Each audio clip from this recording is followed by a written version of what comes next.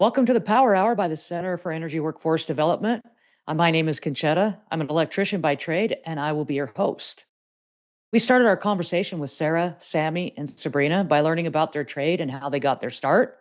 Now we want to talk a little bit about what it takes to be successful and have a long trade career, and a little bit more about what it's like to work with a team and how, in our environment, the team often goes beyond your day at work.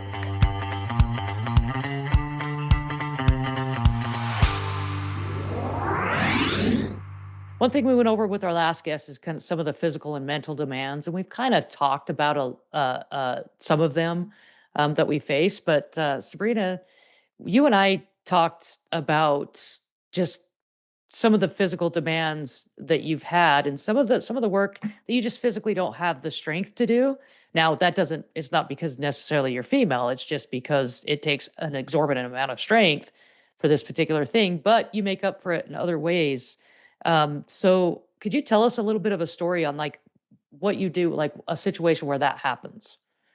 Well, it's running some of the guns for demo. If I've got to go above chest height and overhead, I physically can't do that for 10 hours.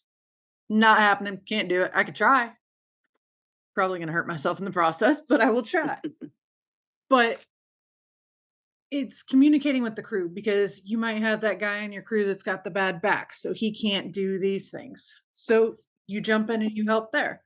And it's the same on the other side. So, if I can't do that part of demo, it's, "Hey, I've got this," or, "Hey, I'll get you stocked out," or, "Hey, I'm gonna muck out here or there." Just because I can't do it, this one specific thing that we're doing, doesn't mean I can't do anything. And that's the one problem that I watch with a lot of, like, young kids that are coming in, that they're like, "Oh, well, I can't do that," so somebody else does it, and then they're, "No, no, no. Get up, go do something, help out," you have to navigate it. Just because physically I can't do that doesn't make me worth less, but I can do these other things that somebody else can. So it's figuring out how to navigate your abilities without hurting yourself or somebody else, and also figuring out like your strengths. Because if you can find your strengths, you'd be surprised how many of those like counteract where your weaknesses are. So you might not be able to do this, but you're really good And at it this over actually here. might go with your team. It And might counteract the other people that you're working usually with. So does. I've experienced where like my strengths is something that my tool partner is horrible at, and their strength is something that I might be horrible at, but as a team, we get the job done and we get it done well. So, just want to kind of point that out and keep it in mind because we see it happen. Like you said, they come in and, well, I can't do that thing. So I'm just gonna, it's not how we do it. There's a place for all of us. But on the same note, I really hate when somebody tries to grab something because they think it's too heavy for me. Like, sometimes it's like if I'm struggling, I will ask. And there's people I've worked with long enough, I don't have to ask. They know as soon as I look at them, I'm like, "Hey, all right, they're coming. Don't just come and grab it because you think I can't." Right. If I ask you for help, I need help. If I don't ask, Right. I don't. I see a couple times because we have guys out there that they think that like they've been raised to do that, right? Got to pick this up from, and I got to tell them, hook on the job site. I'm just another worker out here. If we go somewhere, company Christmas party, you want to open a door or pick something up for me, go for it. But out here on the job site, we're all out here for the same reasons and to do the same thing. So we're just all workers. I just admitted defeat on the doors. It was what I was like, "All right, we'll just concede here." So now I just walk fast. Right. And All it's right. something else because I'm like, I'm totally strong, right? I've been strong my entire life. So now that I'm at the age I am, the young guys try to come and do this, that. And it's like you said earlier, I have to say, okay, they're not doing this because they doing it because I've earned my dues. But Right. at times I have to show them and I be telling them I'm stronger than you, and I'll pick something up. They be like, she picked up both 5-gallon buckets at the same time. Every now and again, I'll do that because I work out every day. So that's Yeah. nothing to pick those up. And they be like, oh my God, Miss Sarah, you could. And that's my thing now. I'm Miss Sarah to the apprentices. You know, my name is Lady Iron. That's what old school gave me, Lady Iron. They go, Miss Lady Iron. Like first year, second year apprentices, Miss Lady Iron, you know. But far as the physical part, it's a challenge, and you have to go in every day knowing that you want to go home the same way you came in. So what am I going to do to make this happen? So you ask for a partner, ask for help. Right, right. Anything you want to add, Sammy? Um, You don't have to. I just want to give you the chance. yeah, no, I was just thinking, I think we actually kind of already talked about what I was going to say. I can't call in sick, so that kind of that's, that gets hard to deal with when you really need to call in sick. And like I talked about, you said mental, are we on to the mental? No, we'll get to you that. I was just, did you want to Oh, add okay. anything to what we were talking about with Sabrina? Oh, no, We're sorry. gonna get to you and talk about stuff in detail for you. Oh, Because your yeah, I job agree. does look a little bit different. Like I said, there's not, a handful of you out there. So we'll get to that stuff. Okay. Sabrina, we kind of already covered a little bit about, we talked about, I was going to ask you about confined space, but we kind of did that in the front part. Um, is there one of the things that maybe we could talk about here is we're talking about within energy specifically, that's where that refractory work comes in and stuff like that. But in all reality, a bricklayer does a lot of different things. So you have your refractory, I think you call it a refractory book, and then you have a PCC book. Could Yes, you tell me what PCC is, what it stands for, and I'm a journeyman in refractory bricklaying and PCC, which is also like restoration, pointers, cleaners, caulkers. So it's the restoration of buildings. So I journeyed out with both cards. nice, nice. So that's another example. I think we've said before, if you can get more certifications or do things that make you more valuable, give you more options, all of those kind of things. And that's a really good example of that. On our last show, we had somebody that also had completed a journeyman status for two different types of work. So it's something to point out and for all of you out there to think about when you're entering these careers. So now, Sammy, this is your time to shine. So, Sammy, you're a crane operator. What's the most physically challenged part of your job? So I guess the climb, but you get so used to it. I mean, it doesn't really, you just power through it each morning, I think. You can feel it on Mondays that you've had a day off. It's not quite the same. It's not quite as easy on Mondays or after vacation, but so it's kind of a physical thing, but you can't call in sick. But the mental thing of being alone all day, it's kind of like when everybody was stuck at home for COVID and they started losing their minds. It can get like that as a tower crane operator because you just do not, and especially if you're working a lot of long hours, and you don't get face to face time, that really starts to mess with you.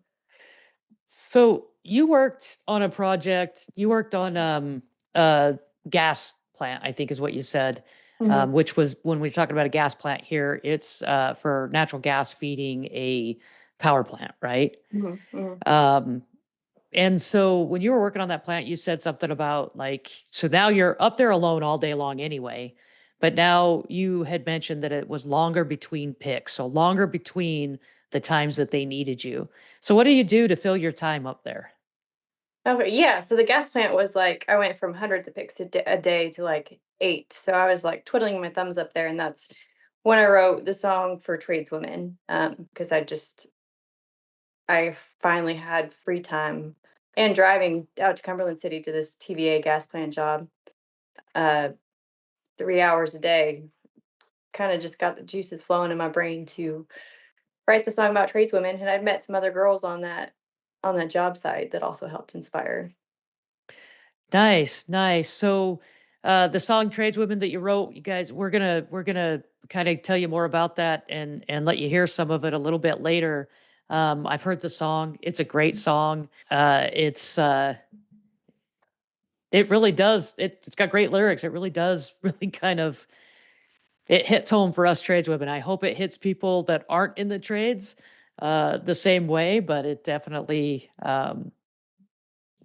Thank you. it's on my playlist now. So Oh, good. I'll have you know that. So we'll listen to that a little bit later. But Sarah, you went from being in the Air Force to the ironworkers. How was that transition? Like, um, gosh, like what tools from the Air Force did help you become successful in ironwork?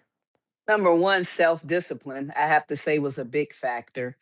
Um, it also gave me the ability to learn how to judge and analyze other people, because that was very much needed in the industry that I chose to go into, which were men. In the Air Force, I worked around men. I trained with men. I studied men. I had to study them because there's so many different personalities in them.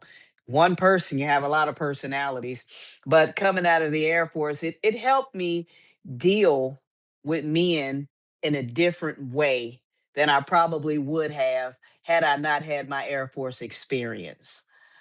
um Tolerance, a high level of tolerance, really. I mean, physical, mental, character, it helped me build all those so that I can deal with the chosen profession that I chose, I believe.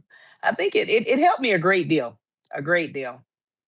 And I bring that out. So if we have any veterans on there, you've probably got some things that is transferable and skills that you learned in the military. And if it doesn't directly tie to the work you're doing, it's definitely going to directly tie to attributes that you might have that are going to make it you attractive or for employers or do great things and be successful in trade careers. We have a lot of veterans that come in the trade careers.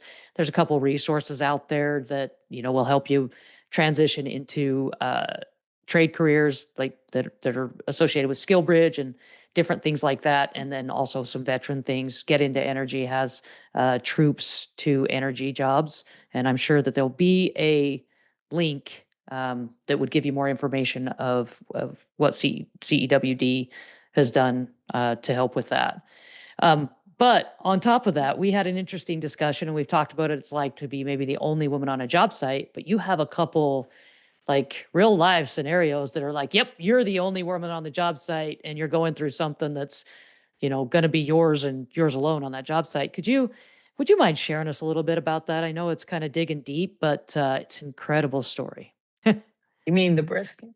If you want to talk about that or the Okay. twins Oh, or any oh, of those okay. things that Well, make at you one point in my career, I got pregnant, and I was the first iron worker in 44 to get pregnant. And they didn't have a clause, they didn't have a medical plan, they didn't have anything. So my fellow iron worker men, they adopted my kids before they were even born, and they decided, well, okay, we're going to take care of her. But the one thing my union hall did was my union hall financially took care of me when I had to come out at 8 weeks. They financially sent me a check every week, 40 hours every week.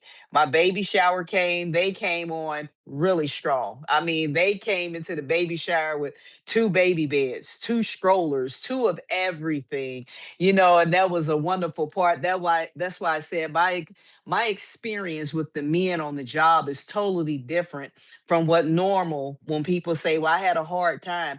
There were some, but they were wonderful. And then I got diagnosed with breast cancer. And this was hard for me. It was really hard for me. I didn't have a real big family, but my brothers, they would take me to my chemo treatments.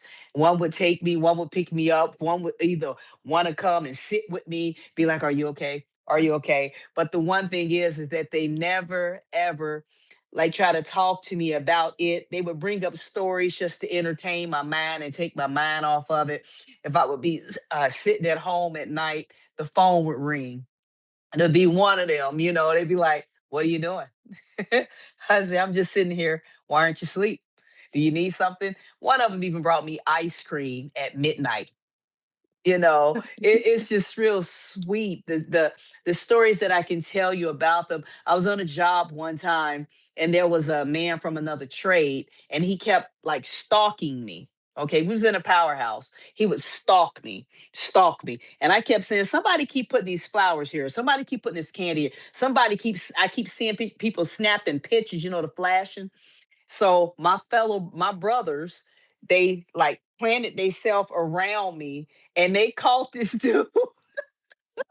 He said, I just wanted to date her. Oh my God. They said, if we ever see you around her, I mean, they was just real protective of me. And I appreciate that. I really do.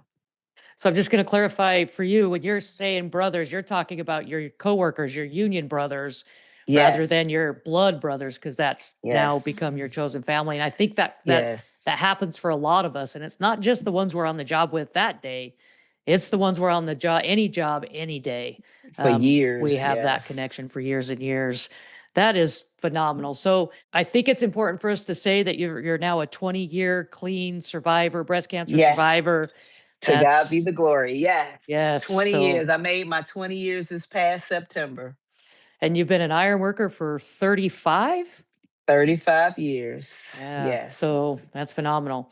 Just a little tidbit. The iron workers were the first trades, like construction trades union to adopt Have a, maternity leave. And yes. you Yes. did this before they had that, but maybe that would, was Yes. part of the blueprint, right? On how Yes. they could do that. So so we're going to be talking a little bit about that. Hopefully, the next time we start talking about, we have a one going money, money, money. We're going to talk about wages and benefits and things like that about these careers. But we'll definitely be talking about things like maternity leave that have come up now in these trade careers. So I wanted to take a couple more questions. I hope I say this right. Baleka P asks, Sammy, is there anything being offered to you to help combat the effects of minimum face-to-face time? Like the mental part of it, like the mental kind of feeling you get from being alone all day. Is that what I guess you I can answer? I'm gonna guess that that's what it is. No, I mean we don't really see. I don't get to see the people I work for very often. I see like the contractors. So it helps a lot when you have like a contractor. Right now I'm on a job where I do have the bosses speak English and they're talking to me each day. They're not too busy to give me the time of day. And so just that little bit helps. But no, I don't think I have heard of some programs for it might be tower crane operators and mental kind of health. But no, I don't think they're really aware of that yet. I think they're probably more concerned about like heart problems from us sitting all day. I think that's Do what you ever get an oiler, Sammy? no. That would be Really? nice. What's No. an Wow. oiler? A oiler is like a assistant crane operator. It's a person that oils your crane, keeps your crane all shiny, do your running for you. Someone that comes up in the crane so you can actually have somebody up there with you. I Gotcha. wish. Gotcha. All right. Do Because we have one of my any? biggest fears, I'm sorry, No, go Sammy, ahead. one of my biggest fears for my husband is that my husband actually did have a heart attack. And it Oh. happened at midnight at home. And it was, he had to get the little stents in and stuff like that. And they contributed that to sitting down in the crane all day for all those hours. So my That's Wow. biggest fear when he started going back up in the tower crane was what happens if something happened to you up there. I had to know the rescue plan. I had to know the rescue plan. I said, what happens if anything happens to you? How do they get you down? How do anybody know anything has happened to you? So mhm, for some reason, on certain jobs that he right now he has an oiler, and for mhm. certain jobs they give him oilers. Other than that, it's like me FaceTiming him. Oh Hey, how wow. you doing? How's your day? I Dang. check on him myself.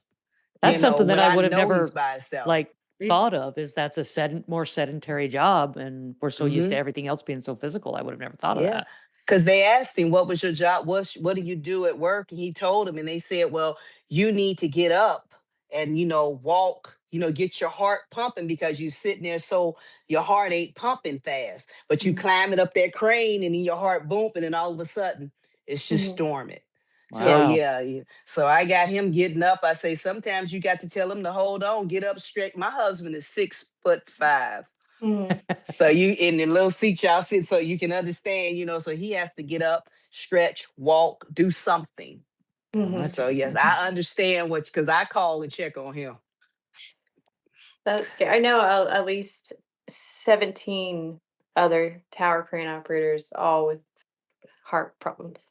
It definitely sounds like a pretty big hazard. So hopefully, and I know in general on the mental health side of things, there's a lot of work going into that right now. I think there's a lot of just in the industry for everybody. They're working on a lot of things to tackle mental health issues. But yeah, I would have never even thought about the heart issues. We're going to try one more question. Maggie Lee K asks, Sarah, is it easier to be a woman in the Air Force or a woman in the trades? It's a great question. At the time I was in the Air Force, my answer would be easier to be an iron worker. But now my niece is in the Air Force now, and I see that they've done a lot of changes far as women in the Air Force. The Air Force was really grueling for a woman.